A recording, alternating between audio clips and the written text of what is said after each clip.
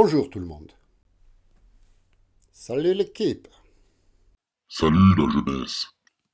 Avant de commencer, je tiens à préciser que je ne suis ni un scientifique ni un expert sur le sujet qui va suivre. Donc mes propos sont que mon propre point de vue sur ce sujet. C'est pour ça qu'à l'issue de cette vidéo, je vous invite d'une à aller vérifier ce que j'ai dit, mais aussi d'approfondir pour en savoir un peu plus sur ce sujet. Avez-vous déjà entendu parler de l'effet Mandela? De quoi? L'effet Mandela, c'est se souvenir de quelque chose qui n'existe pas. C'est un peu ça, mais c'est quand même un peu plus compliqué. Ça avait commencé avec Nelson Mandela, d'où le nom l'effet Mandela. Nelson Mandela était un opposant au régime de l'apartheid en Afrique du Sud. C'est quoi l'apartheid? L'apartheid, c'était des lois ségrégationnistes qui, en bref, diviser la population d'Afrique du Sud en deux. D'un côté, il y avait les suprémacistes blancs et de l'autre côté, il y avait tous les autres. Nelson Mandela était le leader de la lutte anti-apartheid. Il a été arrêté en 1962 et condamné à la prison à vie et aux travaux forcés.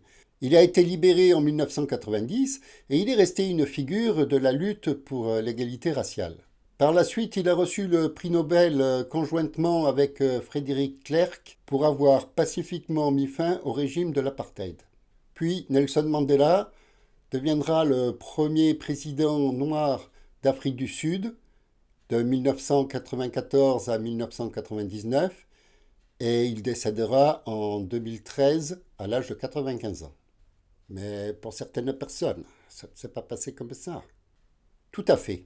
En 2005, Fiona Boom a entendu parler des activités de Nelson Mandela.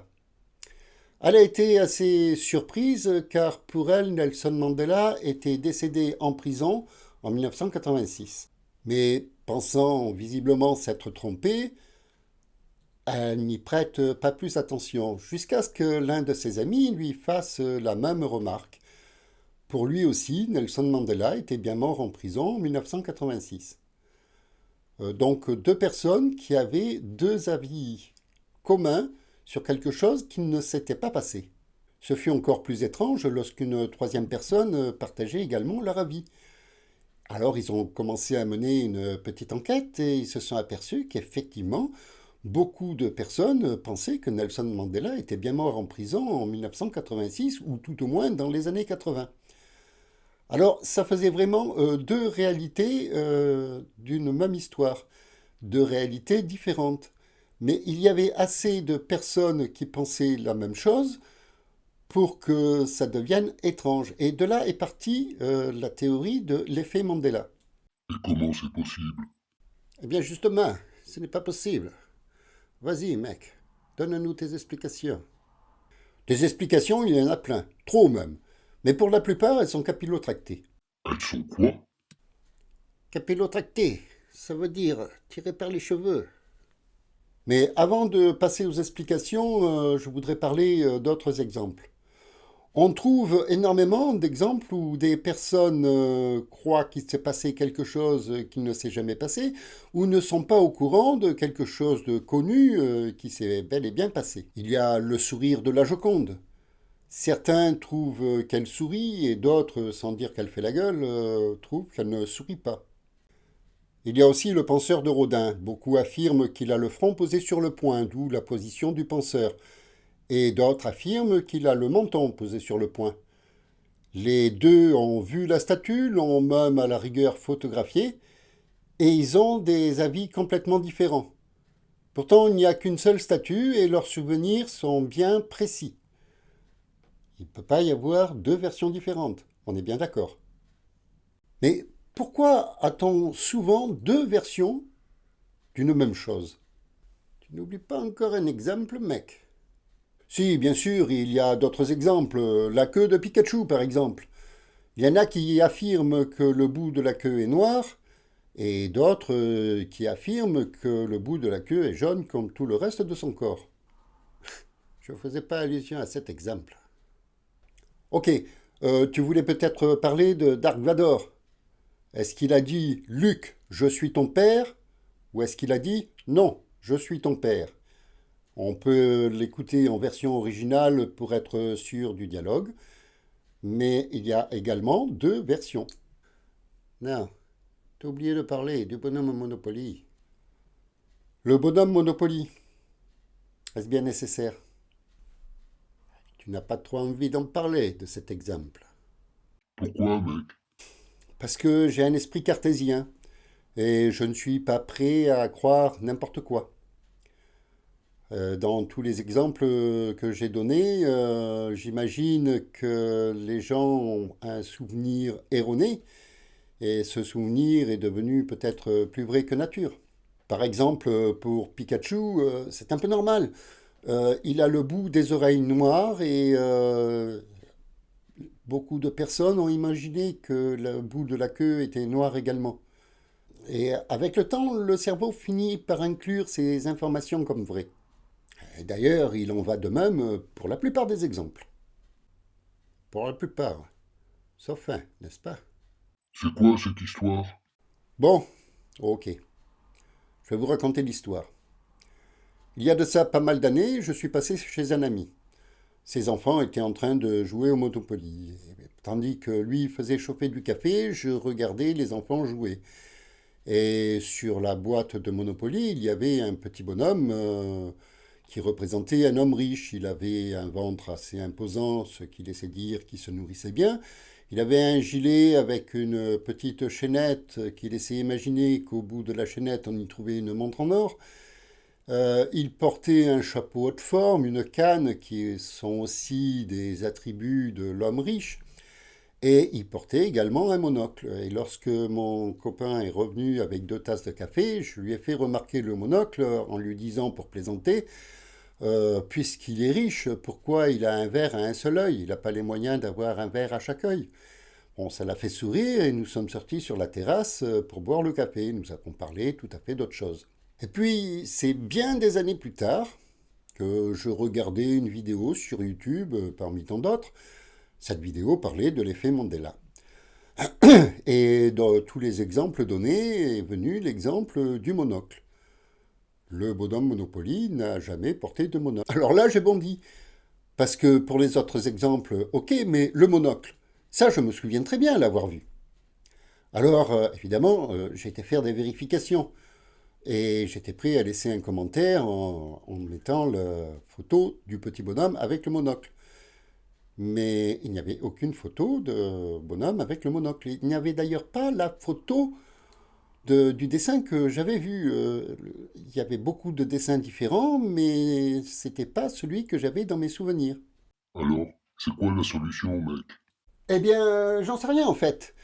Moi, personnellement, j'ai toujours pensé que l'effet Mandela était un problème de souvenir. Avec le temps, le souvenir principal reste le même, mais petit à petit, des détails peuvent changer et les gens peuvent croire une chose qui est tout à fait erronée et en sont persuadés. Ça leur laisse un souvenir plus vrai que nature, jusqu'à ce que tu t'y trouves confronté.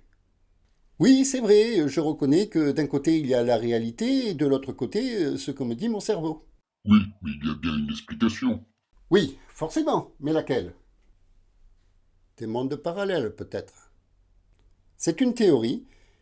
Il avait été avancé l'hypothèse que l'accélérateur de particules du CERN puisse créer un vortex entre deux mondes parallèles.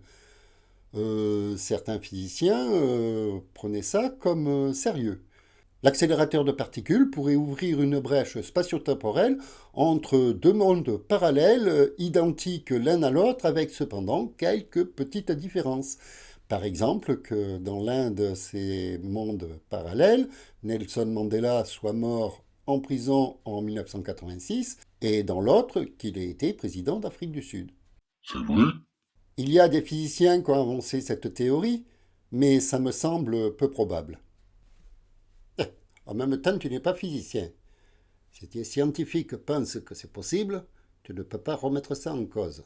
C'est vrai, la théorie des mondes parallèles est avancée par certains physiciens, Seulement, rien ne vient accréditer cette théorie. On n'a aucune preuve que ça puisse arriver. Et il y a d'autres explications? On a entendu parler de la matrice aussi. C'est vrai. Selon une hypothèse, nous évoluerions dans un monde virtuel, dans une matrice où tout serait virtuel autour de nous. Comme dans le film Matrix? Oui, c'est vrai, mais cette théorie remonte à bien avant le film.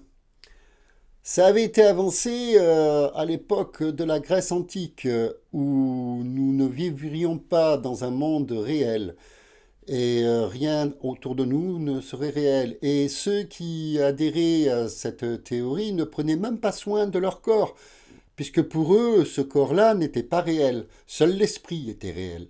Puis, depuis la sortie du film, la théorie a fait son chemin. Et beaucoup de personnes croient que nous évoluons dans un monde tout à fait virtuel à plusieurs niveaux et que quelquefois, à cause de la population croissante, il pourrait y avoir des bugs qui feraient que nous ayons deux versions d'une même histoire. Et il y a aussi l'hypothèse que nous serions le fruit d'une expérience, pourquoi pas extraterrestre, pour voir comment nous réagissons devant de tels événements. Eh, tu n'as pas fait mention de la théorie du complot. C'est vrai, il y a aussi cette théorie. Les gouvernements nous cacheraient des choses et nous induiraient de faux souvenirs pour nous rendre plus dociles. Mais ça n'aurait pas marché sur tout le monde et d'autres personnes se rappelleraient de la réalité. Cette théorie est également avancée, oui. Pourquoi pas? Eh bien, toutes ces théories me semblent capillotractées. Mais bien que je n'y crois pas, je ne peux pas prouver que ce soit faux. Je n'ai aucune preuve à avancer que ce soit juste ou faux. Ce sont des théories que l'on doit bien prendre en compte, même si on n'y croit pas. Notre mémoire n'est pas infaillible. Des tests avaient été faits sur des volontaires. On leur avait projeté une vidéo où on voyait une voiture prendre la fuite après un accident. La voiture était bleue. Et si tous n'étaient pas d'accord sur la marque de la voiture, en revanche, tous étaient d'accord pour dire que la voiture était bleue. Et puis sur d'autres tests, il n'y avait qu'un seul volontaire, le reste du groupe était des acteurs. Et lui avait vu la voiture bleue, mais les autres annonçaient une autre couleur. Et pas mal de personnes, une majorité en tout cas, se sont ralliées à la couleur des autres. Et ce qui s'est passé en fait, c'est que dans un premier temps, le cerveau a eu un doute. Et si tout le monde disait la même chose, eh ben, ce doute persistait. Dans un deuxième temps, il imaginait que la voiture était bien d'une autre couleur. Et dans un troisième temps, comme le cerveau n'aime pas avoir tort, eh ben, il effaçait ce souvenir. Et ensuite, si la personne doit témoigner, c'est de bonne foi qu'elle annonce que la voiture était d'une autre couleur que ce qu'elle était réellement. Nos souvenirs ne sont pas figés dans le temps. Ils évoluent au fil du temps. Alors, dans les grandes lignes, c'est le même souvenir. Mais on change quelques petits détails. Si à mon premier rendez-vous amoureux il pleuvait, je n'aime pas la pluie, et bien petit à petit la pluie va disparaître de mon souvenir. Et si des années plus tard on me demande quel temps il faisait, eh ben j'imagine que comme c'était un jour heureux, il faisait beau. Et ça, c'est vraiment dans mon souvenir. Alors que ça n'était pas au départ. C'est mon cerveau qui petit à petit a pu changer des choses. Alors là, l'exemple était bidon, mais c'était juste un exemple. Et il y a plein de choses où le cerveau a changé. Par exemple, ça nous arrivait à tous de revoir un film qu'on n'avait pas vu depuis longtemps. Et certaines scènes, on n'avait pas le même souvenir. Pourtant, le film n'a pas été retourné entre-temps. C'était bien le même film, mais nos souvenirs ont changé. Ok, mais toi, si tu n'as pas vu le monocle sur le dessin de la boîte de Monopoly, pourquoi tu as fait cette réflexion à ton copain? Oui, j'avoue que ces détails m'ennuient un peu. Mais il s'est écoulé beaucoup d'années entre cette anecdote et le moment où j'ai vu cette vidéo sur YouTube. Alors j'imagine que oui, j'ai bien vu des enfants jouer au Monopoly. Il y avait bien ce petit dessin du bonhomme Monopoly. Et puis mon ami est revenu avec les tasses de café, nous sommes passés sur la terrasse et nous avons discuté. Et je pense que c'est comme ça que ça s'est passé. Et puis par la suite, ce bonhomme Monopoly, je l'ai plus ou moins inclus dans mon souvenir. Et petit à petit, je l'ai modifié. Et en le modifiant, c'est là que je lui ai rajouté ce monocle. C'est peut-être la raison pour laquelle je n'ai retrouvé aucun dessin qui correspondait à celui de mes souvenirs. Et peut-être que le monocle, ainsi que la chaînette, le gilet, le chapeau, la canne, tout ça a été le fruit de mon imagination au cours des années. Et j'ai sans doute même imaginé cette petite anecdote lui disant pourquoi les riches ne se payent pas des lunettes, ils n'ont les moyens que de se payer qu'un seul verre. Tout ça n'était sans doute que le fruit de mon imagination. Mais au fil du temps, c'est devenu un véritable souvenir. Tellement vrai que j'en ai eu le doute. Eh bien, je vais vous laisser méditer là-dessus. Vous aussi, peut-être, vous avez des souvenirs qui, après vérification, sont différents de la réalité. Peut-être pas aussi gros que Nelson Mandela qui serait mort en prison. Ça peut être des petits détails de la vie courante, mais je suis sûr que parmi celles et ceux qui regardent cette vidéo, vous avez pu remarquer que des choses ont changé entre votre souvenir et la réalité. Je vous invite à vérifier tout ce que je viens de vous dire. Je vous invite aussi à approfondir le sujet pour en savoir un peu plus, parce que dans mes vidéos, je reste toujours assez succinct sur les informations pour vous permettre de faire vos propres recherches. Mais aussi, je vous invite à en parler à vos proches, à écouter leur point de vue sur le sujet. Ça permet d'évoluer et de faire des recherches plus dans un sens ou plus d'un autre. Mais quoi qu'il en soit, si cette vidéo vous a plu, eh ben, n'hésitez pas, mettez votre plus beau pouce en l'air. La chaîne en a bien besoin. Et puis, ça fait toujours plaisir. Ensuite, vous pouvez partager la vidéo pour que celles et ceux qui ne la connaissent pas puissent en profiter. Vous pouvez laisser un commentaire pour donner votre avis, en restant toujours sympa et courtois, hein, bien sûr, ça va de soi. Mais votre avis nous intéresse. Et puis, pour celles et ceux qui viennent de découvrir la chaîne avec cette vidéo, eh ben, n'hésitez pas à vous abonner, c'est entièrement gratuit, hein. Vous ne prenez aucun risque et à y être, activez la cloche, comme ça vous serez averti de la sortie des prochaines vidéos. Allez, salut l'équipe. Et si vous avez un avis sur l'effet Mandela, j'aimerais bien vous lire un commentaire. Salut la jeunesse, et n'oubliez pas les pouces en l'air, hein. Avant de nous quitter, prenez toujours le temps et le plaisir d'apprendre. Au revoir tout le monde et à très bientôt.